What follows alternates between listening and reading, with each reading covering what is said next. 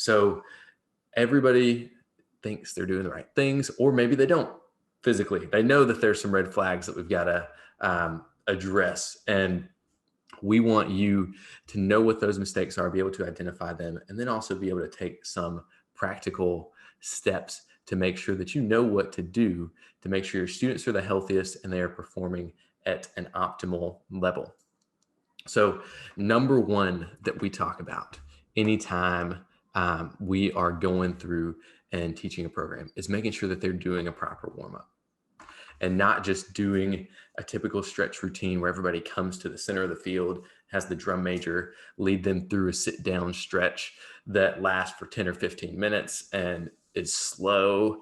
It makes everything start sluggishly as far as rehearsal etiquette goes. And then also scientifically doesn't have a ton of research behind it. There's actually pretty good evidence to say that static stretching, or what we call static stretching, which is going and just bending over and trying to touch your toes for 30 seconds or doing a buddy calf stretch.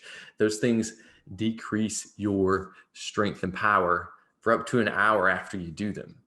So that's less beneficial physically than doing some alternative movements to be able to get blood flow into your body and make you a very effective athlete on the field, because a lot of us are starting to realize, based on seeing what goes on in the BOA and DCI and WGI worlds, that these performers are world-class athletes.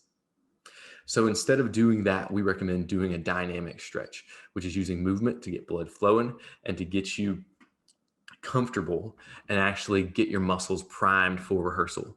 Taking everyone through a dynamic stretch tended to increase students' performance as long as that dynamic warm-up or dynamic stretch got them prepared for the specific things that they were going to do on the field. So you want your physical warm-up when your band takes the field to look like what they're going to do during rehearsal. So that is number one. Number two, the second mistake that a lot of groups make is doing too much running. Just because your show is 8 to 10 minutes long does not mean you have to make your band go out there and run for 8 to 10 minutes straight. In fact, doing steady state cardio like that isn't necessarily even beneficial for you to some degree. That's something that's going to help you run, a mile race or a 5K or a marathon, but that's not necessarily what your heart rate goes through during an actual marching band show. So when you are on the field performing and you're in rehearsal, you have an opener. The opener's at a set tempo. You can go through that opener and have a couple tempo changes within it. So your heart has to be used to that. You can't just go run at a steady state the whole time. Then you go down and you do a ballad, which slows you down. That takes your heart rate down a notch. You need to be able to adapt to that. And your body needs to be used to that thing. And then when you speed things up in the closer, which we usually do, you need to be ready to do that. So instead of doing just 8 to 10 minutes of static running or, a steady jogging pace, we recommend going through and doing some interval training. What I mean by interval training is have your students do something as simple as set a timer and do a 30-second sprint. So really going all out, and follow that with a 30-second walk or a 30-second slow jog. That way they get used to moving their feet at different tempo, which comes in handy when you're actually teaching marching later on. And they need to be able to accommodate for changes in energy while they are on the field. That also helps them get some heart rate variability in. Like we talked about, just like your tempos change during your show, so does your heart rate, so does your breathing. You need to be able to learn how to breathe while you are doing that. So it's not just too much running, it's how you run. And you don't have to go run every time that you have a practice.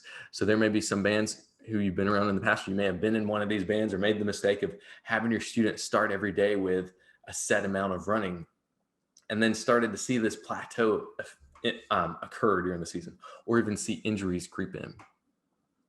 That can be due to overuse or doing the same thing too much in a row. You probably have been around groups where all of a sudden kids got shin splints out of nowhere. It just seems like 3 or 4 students are having to sit out because they're hurting too much to be able to march like they want to. So make sure that you are dosing them appropriately. I call it exercise dosage. Just like you take medicine, you have to take a set dosage, or you'll have certain side effects. If you take too much of that medication, you're going to have negative consequences. If you take too little, you're not actually going to get any effects from it. So when we talk about exercise for your students, they have to get enough to make a difference. They got to be strong enough to hold their horn. They have to have the physical endurance to go through their show. You don't want to do too little because it won't matter, and then you'll be wasting your time. You don't want to do too much because then they'll be beaten down and they won't be able to rehearse at a high level, or they'll be having some injuries occur. So make sure you are dosing your exercise. Remember this phrase: exercise is medicine. Exercise is the best medicine. Make sure you are dosing that appropriately. Don't start off with too much too soon. So number three on the 7 ways you are literally hurting your member is ramping up too quickly. Take that dosage and you need to ramp up with it. There are a lot of medications out there where you have to ramp up dosage. You can't take the full dose all at once. Make sure that you're doing the same thing with the conditioning and training approaches that you take for your band, your winter guard, your winter percussion, or your drum corps.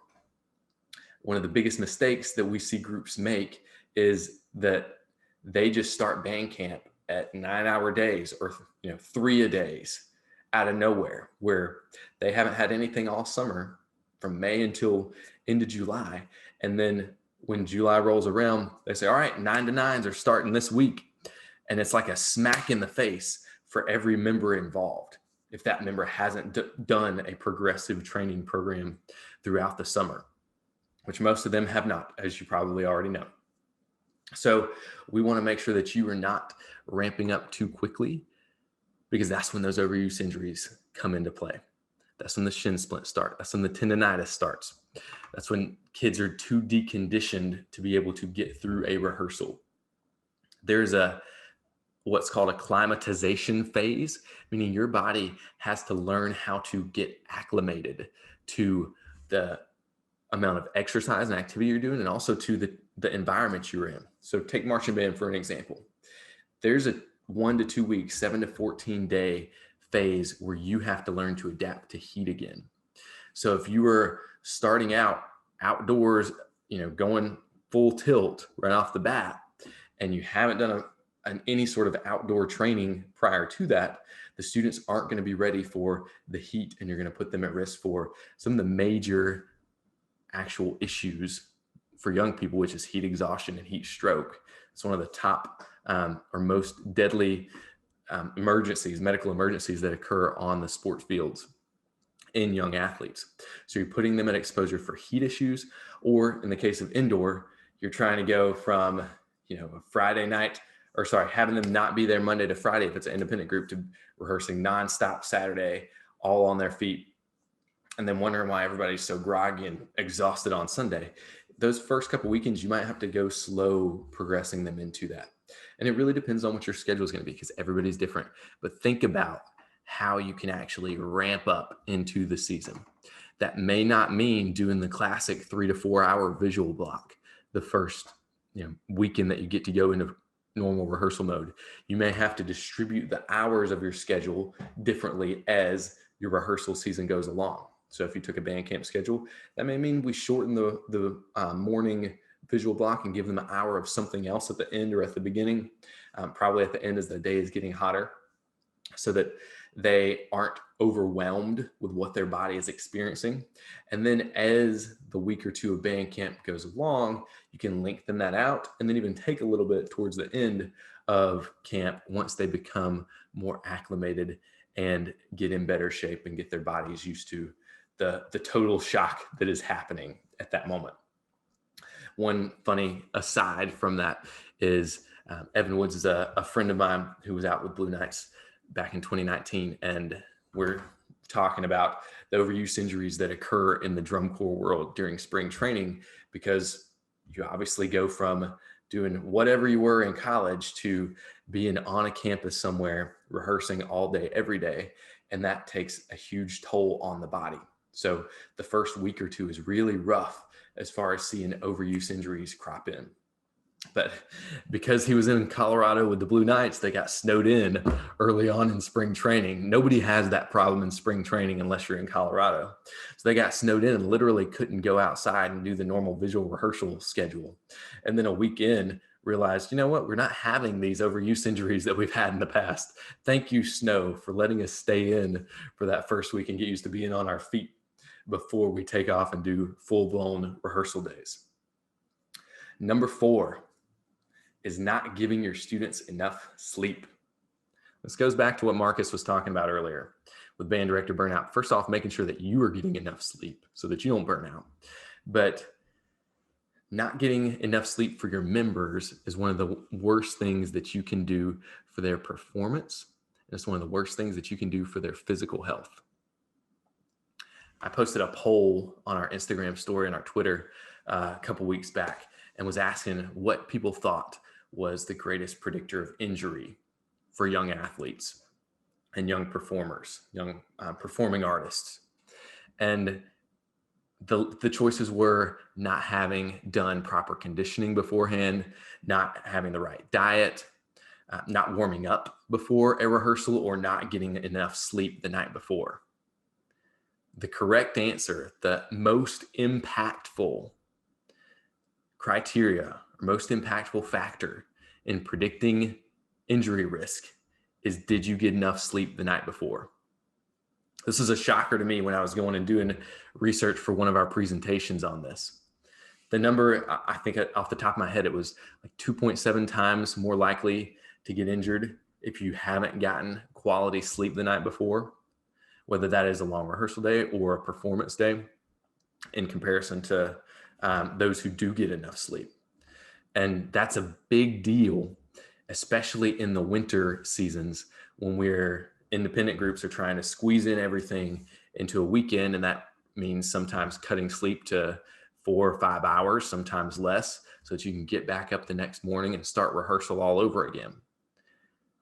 That is one of the most important pieces. Sleep is one of the most important pieces to preventing injuries in these students and keeping them healthy. You have to prioritize that from an administrative perspective and look at what's coming, especially if it's in a rehearsal weekend, because you are in control of how that weekend schedule goes, more so than, sometimes we have an early slot competitively and we just have to get up at a ridiculous hour to travel. I get that. There's got to be a balancing act there. But on rehearsal weekends, prioritize sleep. Teach your members to prioritize sleep, because young people don't like to sleep. They like to stay up with their friends, especially if it's their first time seeing each other in a week or two, or when they come back to winter ensembles for the first time since the previous season. They want to stay up late, go to Waffle House and all that. Make sure that they understand how valuable sleep is going to be for their enjoyment in the process. Sleep is a critical factor for me as a physical therapist talking to people who have injuries or have dealt with pain, because sleep impacts your mood. If you've had a very ornery ensemble rehearsal, double check, make sure that those students are getting enough sleep, because halfway through their day, if they're not getting enough sleep, they're going to hit a wall. You're going to be frustrated with the lack of progress you're able to make, because a lack of sleep is going to impact their mental performance more than anything else. A lack of sleep is also going to impact their perceptions of pain. So this is an interesting pain science component to this. If you have someone who's dealing with a nagging injury, an ankle sprain, or they're always putting tape on their knees because they have a knee issue, a lack of sleep is going to exacerbate their perception of that pain. Getting sleep is going to help them recover from those injuries. So if you're doing some conditioning with them and you're really working them hard and pounding it and trying to get them in shape for the season, but you're not giving them sleep, that's not helping them recover. One of the people that we're closely associated with, the physical therapy groups, posted a funny video of the proper post-workout supplement that someone should have. And they had all these protein bars out on the counter and protein shakes and workout mixes and smoothies, and then threw it all off the counter, because that stuff doesn't matter if you're not getting the proper amount of sleep. So after a big rehearsal day, your bodies are exhausted. You've been working your muscles, you've been working your brain. You have to get sleep to keep your students healthy and not be causing more damage than it's worth. Next, number 5 is rehearsing barefoot. This is really geared towards the indoor groups. Outdoor, obviously, you need shoes on and you need good supportive shoe wear. So maybe I should call this improper shoe wear or footwear to begin with. But rehearsing barefoot is dangerous for your students because the rehearsal spaces that we get in the marching arts are not ideal. You may say, well, in my dance class, we always kicked our shoes off and rehearsed barefoot. What type of floor were you on? Many dance studios offer the luxury of a sprung floor where there is that support to give you the lift back up, and it's okay to be barefoot in those environments. That's not the case in the local middle school cafeteria where your winter guard is rehearsing and it's a concrete floor. Those are not the same things. We talk with another social media influencer, Doctors for Dancers, and they posted some research on the difference between sprung floors and regular floors and how much that changes the forces that are going through your joints. We are setting our students up for failure if we're having them rehearse all day, especially if you're doing weekend schedules where it's Friday night, Saturday, Sunday, and you're doing all of that time barefoot on a concrete floor. Think about your joints. Got your foot here, tibia, your shin bone, your femur, the bone above your knee, that big thigh bone, and then your hips coming down like this. If you don't have proper support down here, proper support at the foot level, everything above that gets altered slightly. And when you are doing explosive movements, such as the choreography demands or the show demands of winter guard, or you're doing explosive crabbing, quick direction changes in indoor percussion or indoor winds, and your students are not appropriately dressed from a footwear perspective, there's going to be issues that crop in. There's a reason that KT tape, it gets dealt out before rehearsal like a currency. We got to put an end to that. You can set your students up for success much better if you have the proper shoe wear on. That's going to eliminate a lot of the overuse injuries that you see out there. Now, you may say, hey, look, for our show, for our surfaces that we're on, and just for the actual show concept, we're going to be barefoot this year. That's fine. Just please make sure that that doesn't consume every waking hour for your students during their rehearsal week. So as you do this, say if you're a color guard and you're practicing just some basic standing still fundamentals or your percussion and you're going through more of the music side of things, have them put their shoes back on for those blocks. You may need to look at the schedule and break down when shoes are on and when shoes are off so that you can keep your students healthy throughout the season. Now for marching band, shoe wear is a big issue. You know this if you're a band director, if you've marched before, not having the proper shoe wear is detrimental to your ability to stay on the field and stay in rehearsal. If you're coming to band with improper shoe wear, where that's something that's just not supportive, or you forget the right shoes one day to change out of and you're walking around in flip-flops or Sperry's or Crocs or cowboy boots. I've seen the whole spectrum, I promise. I wouldn't throw these suggestions out there if it wasn't something we hadn't seen already. That's going to set you up for failure and put you at risk for injury if you don't have what is going to support your foot, your leg, and your entire body above that. So what shoes should you be wearing? A lot of people are like, well, you told us, what not to wear, but what to wear is really the important part, right? You need to make sure, first off, that the shoes you wear are comfortable on your own feet. Don't go look at a list of top 10 shoes for whatever, X, Y, or Z, top 10 shoes for running, top 10 shoes for band, and say, all right, I'm going to go buy the number 1 or number 2 shoe on that list. If it doesn't fit good on your foot and doesn't feel good, it's not going to work well. You have to make sure that what you are purchasing, what you're putting on your feet, feels good for your foot. Also, make sure that you are able to put the appropriate mileage on it. I worked in high school to save up for my 1 year of drum corps, and I happened to work in a shoe store, which coincidentally became one of the best decisions because I would get 40% off of whatever shoe I wanted to have. That's an excellent suggestion to make to your students. If you know they need to go fund themselves for some shoes coming into the marching band season, see if there's a local shoe store, a local sporting goods store that is hiring for some summer help that would help them be able to afford the better shoes. You're going to get what you invest in. So make sure that you are looking at the best options for you, best options for your budget. And honestly, what some of it is a little bit of a color choice too. The most popular shoe color out there is black, and black attracts the heat. It's going to heat your foot up. When I marched Spirit of Atlanta, had one pair of like light blue shoes and one pair of solid black shoes. I hated the days that I put the black shoes on my feet because my feet were burning up. I got a ton of blisters. It hurt to march. It was nasty. Don't even cross that bridge. Try to get some light shoe colors. Get shoes that are supportive for you. Get shoes that feel good. Asics are a great brand. Brooks are a good brand. There's some good Nikes out there. There's some bad Nikes out there too. So be careful what you're doing. Sauconys are great. Hokas are good. Make sure that those shoes feel good to you.